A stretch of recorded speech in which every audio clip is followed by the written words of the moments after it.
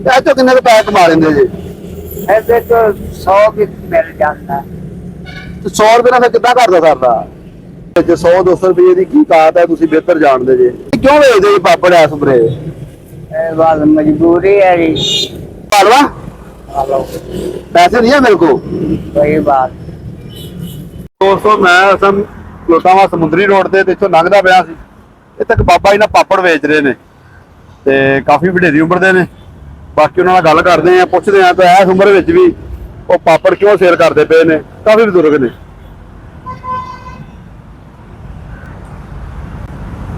अस्सलाम वालेकुम बाबा जी। ये पहने पापड़ है बाबा, ये पापड़ में पालवा हेलो, पैसे नहीं है मेरे को। वही बात। बाबा क्यों भेजते ये पापड़ है सुपरे? ये बात मजबूरी है जी। पुत्र नहीं है? एक क्या लड़का अब मजदूरी करता है, की करता हुआ बस मजदूरी के और लाभ क्या है? ਧੀਆਂ ਤੇ ਨਹੀਂ ਆਏ? देखना है। ਸ਼ੁਰੂ ਤੋਂ ਇਹੀ ਕੰਮ ਕਰਦੇ ਆ, ਪਹਿਲੇ ਕੋਈ ਹੋਰ ਕੰਮ ਕਰਦੇ ਸੀ? पहले खोता रेड़ा चलाता। ਅੱਛਾ, ਇਹ ਚੋਂ ਕਿੰਨੇ ਕੁ ਪੈਸੇ ਕਮਾ ਲੈਂਦੇ ਜੀ? ऐसे तो 100 भी मिल जाता है। ਤੇ 100 ਰੁਪਏ ਨਾਲ ਫਿਰ ਕਿੱਦਾਂ ਕਰਦਾ ਸਰਦਾ?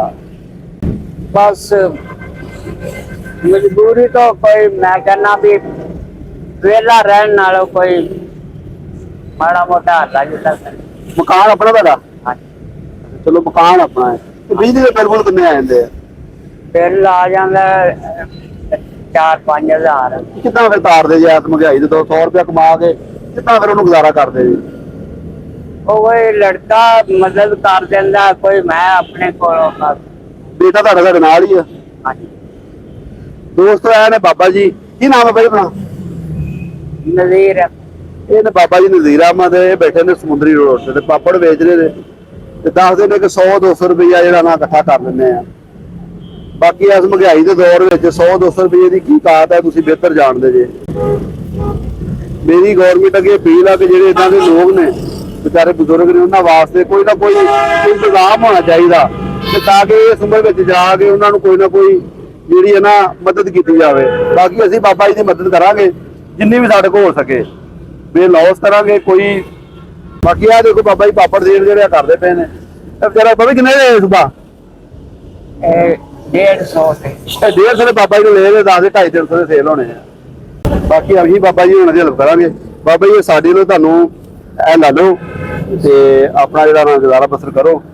ਤੇ ਬਾਕੀ ਬਾਬਾ ਜੀ ਹੁਣਾਂ ਨੂੰ ਜਿੰਨੀ ਨੰਬਰ ਬਾਬਾ ਜੀ ਹੁਣਾਂ ਲਵਾਂਗਾ ਮੈਂ, ਅਗਰ ਬਾਬਾ ਜੀ ਹੁਣਾਂ ਕੋਲ ਰਾਬਤਾ ਆ ਤੇ ਬਾਬਾ ਜੀ ਹੁਣਾਂ ਨਾਲ ਹੋਰ ਬਾਬਾ ਜੀ ਜਿਹੜੀ ਮਦਦ ਕਰ ਸਕਦੇ ਹੋ ਜ਼ਰੂਰ ਕਰਾਂਗੇ।